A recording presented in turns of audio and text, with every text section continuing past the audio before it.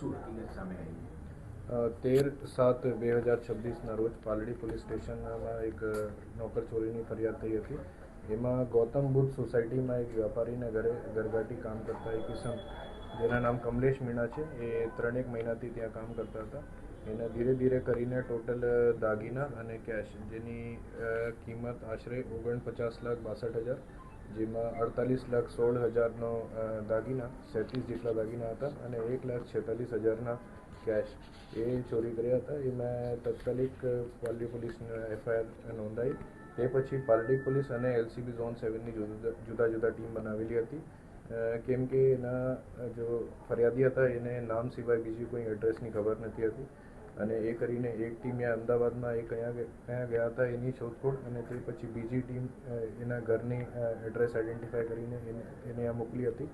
એ કરીને એક બીજા આરોપી જેના નામ બાબુલાલ મીણા છે એની ધરપકડ પોલીસ કરેલી છે. બાબુલાલ મુખ્ય આરોપી કમલેશ મીણાના મિત્ર છે અને એ જો દાગીના ચોરાયેલા હતા એના રિસીવર કરીને હતા.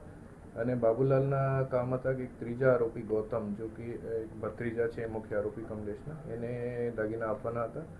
બાબુલાલે થોડાક ખરા દાગીના એક સોનીને આપ્યા હતા અને બીજા દાગીના એને પાસે જ હતા.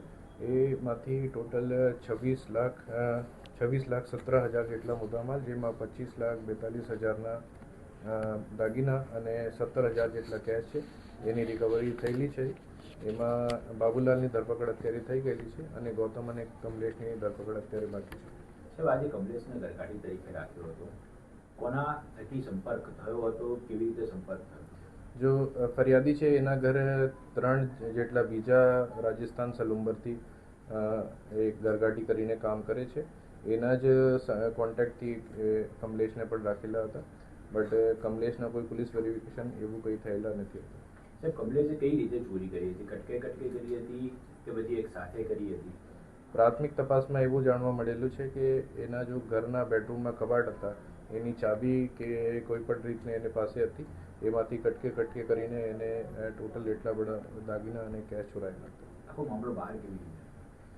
એના જો ફરિયાદી હતા એને ડાઉટ પડ્યા પછી એને જો સર્વન્ટ રૂમ હતા એમાં ચેક કર્યા, એમાંથી એને કેશ મળ્યા હતા.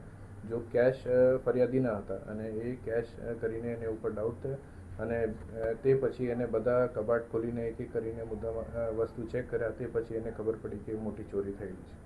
સાહેબ, આ જે આરોપી કમલેશ છે, બાબુલાલ સાથે શું સંપર્ક હતો એનો? અન્ય જે ગૌતમ નામનો આરોપી છે એની સાથે શું સંપર્ક હતો અને કઈ રીતે આ ભાગબટાઈ કરી હતી કે શું આખો આ જે મુદ્દામાલની અંદર એ લોકોનો રોલ હતો? બાબુલાલ જો છે એ કમલેશના મિત્ર છે અને સલુંબરમાં આજુબાજુના ગામના રહેવાસી છે અને અહીંયા બંને ઘરગાટી તરીકે કામ કરે છે અને ઘણા વર્ષોથી ઓળખે છે. અને એ જ કમલેશ એને પકડવાની ડરથી બાબુલાલને બધા મુદ્દામાલ આપીને ત્યાંથી ફરાર થઈ ગયા હતા અને બાબુલાલને કામ આપ્યા હતા કે તમે ગૌતમને એ બધા મુદ્દામાલ ચોરાયેલા વસ્તુ છે એ આપવાની છે. એ કરીને એ બંને કોન્ટેક્ટમાં જ હતા. બાબુલાલને કોઈ ભાગ આપવાનો હતો કે એવું કંઈ ડિસ્કશન થયા નથી હતા. એને બધા ચીજ ચોરાયેલી વસ્તુ ગૌતમને આપવાની વાત કરી હતી. આજે અન્ય બે ઘરગાટી તરીકે ત્યાં જ કામ કરતા હતા, એ લોકોનો કોઈ રોલ ખરો કે કેમ? ના, પ્રાથમિક તપાસમાં એનો કોઈ રોલ નથી. બે એમાં લેડીઝ છે અને એક 3 વર્ષ જૂના એક સર્વન્ટ છે. એના અત્યાર સુધી કોઈ રોલ છે નહીં. ગૌતમનું સર બેકગ્રાઉન્ડ શું છે? અગાઉ કોઈ ગુના દાખલ થઈ ચૂક્યા છે કે કેમ? ક્યાંનો મૂળ, ક્યાંનો રહેવાસી છે, કેટલા વર્ષથી અહીંયા અમદાવાદમાં રહે છે? એ 3 સલુંબરના રહેવાસી છે. એમાં જો બાબુલાલ અને કમલેશ છે અહીંયા ઘરગાટી તરીકે કામ કરે છે અને એમાં જો બાબુલાલ જેની ધરપકડ થયેલી છે એ 12મી ધોરણ સુધી ભણેલા છે અને કમલેશ જો છે એ 10મી ધોરણ સુધી ભણેલા છે. અને બીજા જો ગૌતમ છે, જો મુખ્ય આરોપી કમલેશના ભત્રીજા કરીને છે, એ અત્યારે કોલેજમાં ભણે છે સલુંબરમાં. કારણ કે જાણવા મળ્યું છે કયા કારણોસર ચોરી કરી? એ આપના આર્થિક ફાયદા માટે અને એ ઇઝી મની મળી જાય એ માટે એને ચોરી કરેલી છે.